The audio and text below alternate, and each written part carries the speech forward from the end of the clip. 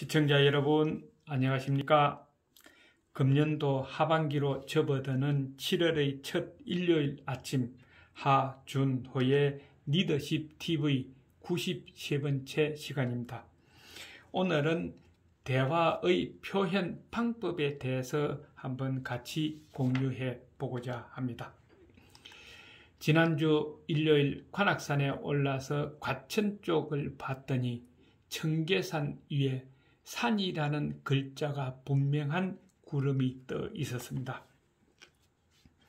저는 이것을 보면서 저에게 이런 이야기를 하는 것 같았어요. 이놈아, 산에 오를 때에 그냥 무의미하게 아무 생각 없이 오르지 말고 뭔가 한번 깨우쳐 보라 하는 것을 암시하는 것 같았습니다. 그래서 가만히 앉아서 한번 생각해 봤습니다. 산은 정말 순수합니다. 산에 오르는 모든 사람들을 차별하지 않고 받아줍니다. 또 산 동물들의 삶의 터전을 제공하며 산새들의 아늑한 보금자리도 제공해 줍니다. 그러면서도 아무 바람이 없습니다. 순수한 마음을 가지고 모두에게 감싸고 제공해 준다 하는 것이죠. 마찬가지로 대화도 순수해야 한다 하는 것입니다. 어떤 목적을 추구하기 위해 사전에 목표를 정해놓고 대화를 한다면은 순수성이 떨어져서 좋은 대화를 가질 수가 없을 것입니다. 그러면은 대화를 어떻게 해야 할까요? 첫째는 대화할 때의 기본 표현 방법을 알아야 합니다. 첫째는 상대방이 나에게 어려운 부탁을 했을 때는 당연히 거절해야 되겠죠. 그때에 그냥 무조건 나는 못해, 안 해 하는 것보다는 완충의 말을 넣어야 한다 하는 것입니다. 미안하지만은 나는 그것은 할 수가 없어. 아니면은 죄송합니다만은 저에게는 너무 벅차서 도와드리기가 좀 힘듭니다 하고 분명하게 앞에 완충의 말을 넣어야 한다 하는 것이죠. 그 다음에 두 번째로는 반대로 내가 남에게 부탁을 할 때는 진짜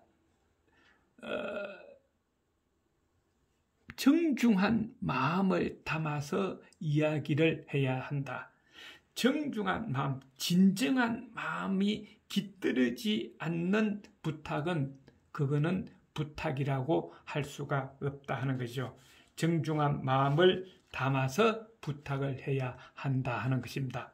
세 번째로는 상대방이 나에게 부탁을 했을 때에 저 정도면은 내가 들어줄 수 있다 하는 긍정적인 마음이 들 때는 확실한 대답을 해야 한다 하는 것입니다. 네, 제가 당연히 내일 아침까지 해드려야죠. 아니면은 저에게 3일만 시간을 주시면은 충분히 해드리겠습니다 하고 확실한 대답을 해야 한다 하는 것입니다. 그 다음에 네 번째로는 상대방에게 권유할 때는 강제성을 회피해야 한다 하는 것이죠.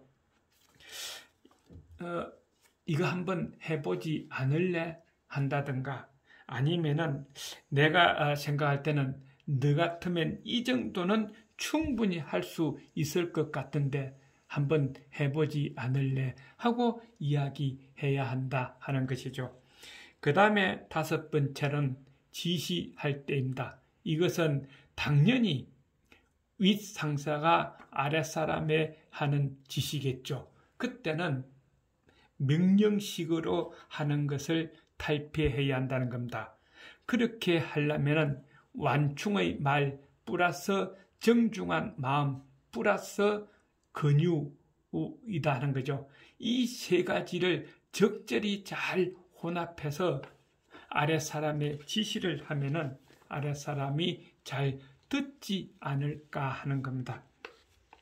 그 다음에 끝으로 가장 어렵고 중요한 상사에게 하는 직언입니다. 이때는 상사에게 아이디어를 제공한다는 차원에서 직언을 해야 한다 하는 것이죠. 그래서 상사를 이해시켜야 한다 하는 것입니다. 첫째는 내가 왜 직언을 해야 하는가 그 이유 제시입니다. 그것은 바로 정확한 문제점을 찾아서 제시하는 것이죠. 그 다음에 두 번째로는 그 문제점 가지고는 이해시킬 수가 없습니다.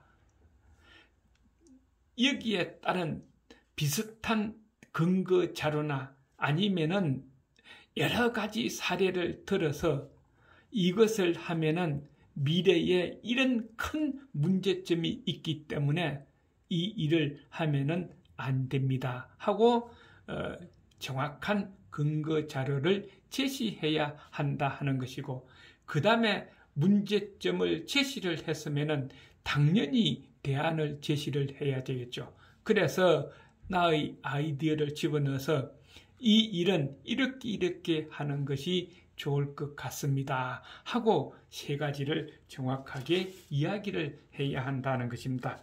그런데 이 직언은 말 그대로 좀 상당히 조심을 해야 합니다. 아무 때나 내 기분대로 가서 상사에게 직언할 수는 없다 하는 것이죠. 그래서 꼭 지켜야 할 몇 가지 주의점이 있습니다. 하나는 상사의 기분이나 분위기를 보고 직언을 해야 합니다. 기분이 좋고 조금 언짢은 이야기를 해도 잘 받아들일 수 있겠다 했을 때 들어가야지, 지금 화가 나 있고 분위기가 좋지 않은데 들어가면은 아무리 좋은 말이라도 받아들이기가 어렵다 하는 것입니다. 그 다음에 두 번째로는 직언을 하는 나 이득을 위해서 해서는 안 된다는 것이죠. 절마 또 저렇게 해가지고 무슨 이득을 보려고 그러구나 하는 동료들의 이야기라든가, 절마 또 일하기 싫으니까 저것도 안 된다고 하고만 하고 동료들로부터 이런 이야기를 듣는다는 것은 나 자신이 벌써 동료들에게 신뢰를 잃었다 하는 것을 먼저 이야기하는 겁니다. 신뢰를 잃은 사람은 지 아무리 좋은 이야기를 가서 하더라도 받아들여지기는 어렵다 하는 겁니다. 그 다음에 세 번째로는 한 번은 당연히 직언을 하고, 그리고 받아주지 않으면은 바로 나와서 그 다음에 더 정확한 근거 자료를 찾아서 두 번째 직언하러 들어갑니다. 그리고 더 정확한 근거 자료와 대안을 가지고 들어가도 받아들이지 않으면은 세 번째는 들어가지 말아야 된다는 겁니다.